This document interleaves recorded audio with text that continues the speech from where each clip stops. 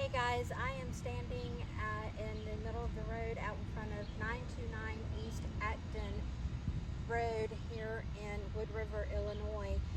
If you do not know this address, it is the address for Karla Brown, who was murdered in 1978 here in this house over here, the yellow house with the brick on it. It has since been renumbered to 937 for probably some obvious reasons, but we wanted to come out here and tell you the story of Karla Brown. Karla Brown was born in 1956 and died in 1978. She had siblings, and she had moved into this house the day before her murder with her boyfriend Mark, and had only lived in the house for one day. They had been together off and on for 5 years until they finally decided to get married and bought the house together. The day they moved in, they had a party that night and were just enjoying, starting out a life together. The next day, Mark and his friend had gone out and Karla was home alone, and when Mark came home, he found Karla in the house tied up with her hands behind her back, socks tied around her neck, and her body was half naked, dumped over into a large bucket of water, and she was dead at the age of 22. During the investigation, many people were interviewed. There were many suspects, including Mark. It was initially a suspect, as usually the closest person to the murder victim usually is, but he was quickly ruled out because he had a solid alibi, which was substantiated by very many people, and so their attention turned to the next door neighbors and a unknown rapist who had lived in the area. The next door neighbors were two guys named John and Paul, and they lived in this house that you can see here. Paul was actually the one that lived in the house. John was just visiting, but he was at the residence that day, the day that Karla was murdered. And during that time, he seemed to be nervous, and the detectives really didn't take them seriously because it seemed that they were just potheads and considered to be what the detectives determined to be losers. So they just went off of the evidence. Detective Alva Bush was the one who led the investigation and did a very thorough job of going through the crime scene, noticing several things, and realizing that the crime scene had been staged, and that there was a struggle, and that her body had been staged in such a way that it could not have been something that was just left in a hurry, that they had actually staged her body after she was strangled and murdered. An initial autopsy determined that she had been killed by strangulation. However, years later, when the investigation was reopened, a second autopsy revealed that she had several blunt force trauma to her head, and so they added that as part of her reason for death. The case kind of went cold for a little while until Detective Bush was at a conference and ran into a very famous expert, forensics expert named Dr. Campbell, and he was an expert on bite marks, and that was one thing that was very noticeable, that they had noticed that she had, was a bite mark on her shoulder, her collarbone area. And let me retract that. He was not an expert on bite marks. He was an expert on photo forensic evidence, and so Detective Bush showed Dr. Campbell the photo evidence, and he went and found, and that's when they found the bite mark on Karla's body, and found the evidence also matching some TV trays that Mark, her former fiance, still had, and were able to match the marks on Karla's face to those TV trays, and it still showed, still had DNA evidence on there. In 1978, DNA evidence wasn't very well known or very well used, So they collected it, but they didn't really have anything to compare it to. So after consulting with Dr. Campbell, Detective Bush then consulted with the FBI and met with Agent John Douglas, who many of you may not know who he is, but he was someone who pioneered the ability to do criminal profiling within the FBI. He was one of the first criminal profilers within the FBI, and if you've ever watched the Netflix show Mindhunter, then that show was based off of his experiences as a criminal profiler and beginning the profiling business within the FBI. And he had made a profile of who the murder might be, and it was somebody who was in their early 20s, was unkempt, was nervous, was detectives had already spoken to him at least once, and somebody who may have left town and now had come back after all these years. And so the detectives, just started going back over their evidence and going back over their suspects. And one thing that had happened was, in the initial investigation, was a lie detector test was given to Mark and to John and Paul, and all three passed their lie detector test. And so part of the criminal profile was that the Agent Douglas stated that the murderer would have passed the lie detector test.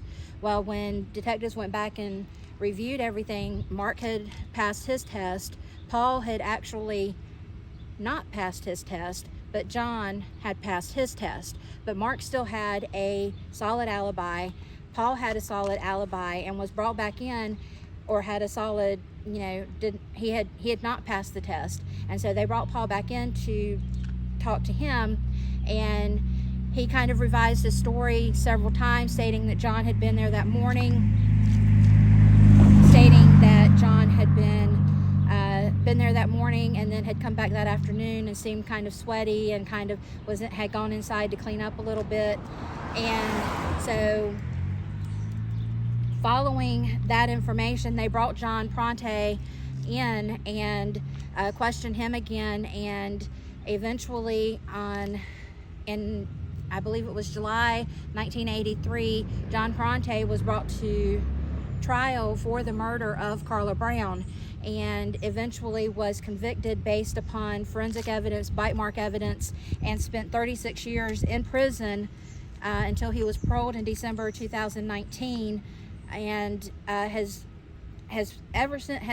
continually maintained his innocence, stated he didn't do it, but he knew, according to eyewitness testimony during the trial, he knew things about the crime, including a bite mark that was on Karla's shoulder.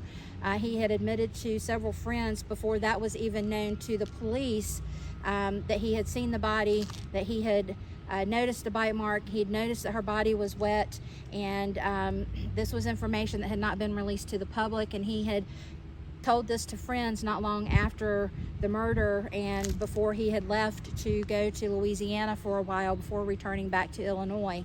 So it wasn't just bite mark evidence that convicted him, it was his own statements and witness testimony to those statements that convicted him of this crime. He still maintains his innocence after all this time.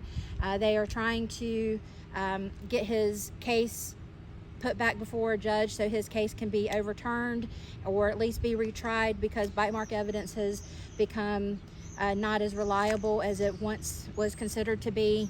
However, I believe that the other evidence that has been presented in the case would probably outweigh the bite mark evidence. But wanted to come out here and tell you the story. Karla was just 22 years old. She was a beautiful, beautiful girl.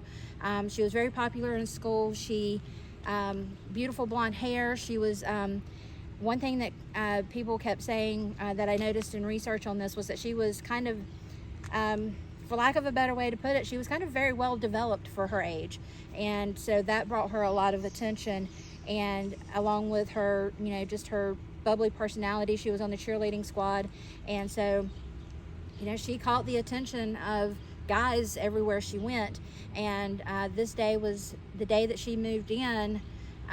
Was obviously no different. She had caught the attention of someone who lived next door, and when the opportunity arose and she was home alone, someone took that opportunity to take her life in a very violent manner. And they cannot prove one way or the other whether or not she was sexually assaulted. They do not believe that she was. However, there was a violent end to her death. She had bruises and contusions and scratch marks and cut marks, and she was strangled, and her hands were tied behind her back, and she was left half naked. They believe that he went over and tried to make advances on her, and she rebuffed him. She refused him, and he got angry. His girlfriend, an ex-girlfriend, even testified during the trial that he would get that way and would even bite her during sexual encounters on the shoulder. So again, there's a lot of, so I guess you could say, circumstantial evidence that could, lead to believe, that would lead any reasonable person who listened to the evidence, that this guy is the one who did it. So just wanted to bring you the story again here on East Acton Avenue in Wood River, Illinois, and we are going to leave it at that right now. Just wanted to give you a little background on it, and we thank you for watching, and we are going to head over to the cemetery, and we will come back to you in a little bit. Thank you. Hey guys, this is Janet, and we are coming to you from Woodland Hill Cemetery here in Wood River, Illinois. We are at the graveside of Karla Brown, who was born February 28, 1956, and died on June 21st, 1978. As you remember in our previous video, Karla is a murder victim who was found in her home one day after moving into it with her fiance, Mark. And her murder went unsolved for about 3 or 4 years until the detective Alva Bush got involved, or got forensic evidence involved with Dr. Campbell, and FBI involved with Agent John Douglas as far as forensic evidence and criminal profiling, and they were able to narrow down the suspects to the guy who lived next door, John Pronte, and he was eventually put on trial in 1983 and found guilty and spent 36 years in prison before he was paroled in 2019.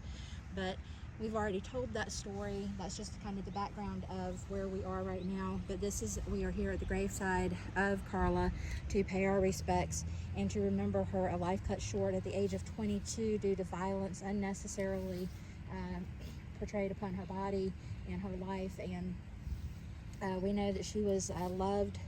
Her gravestone says, "So lovely, so loving, so loved," and she was loved by her sister, by her mother, and by Mark, her fiance at the time. And we just wanted to pay tribute and pay our respects.